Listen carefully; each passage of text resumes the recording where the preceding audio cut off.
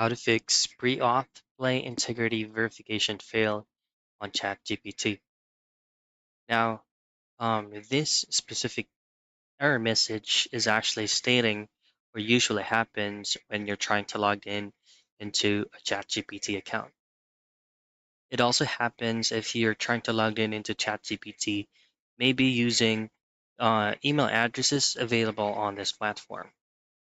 Now, if this is happening directly on the application, what you want to do is just to head straight into pressing and holding the application icon and then going into the I logo. In here, scroll down and go to storage and just simply clear data and clear cache.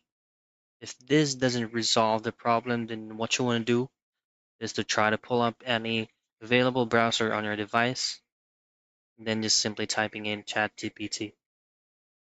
Now, this is using a web version of ChatGPT to see where to look for the problem is coming from.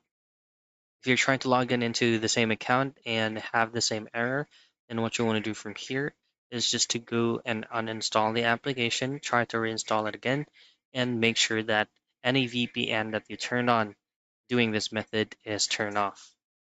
And that's how you fix pre-auth play integrity verification failed on ChatGPT.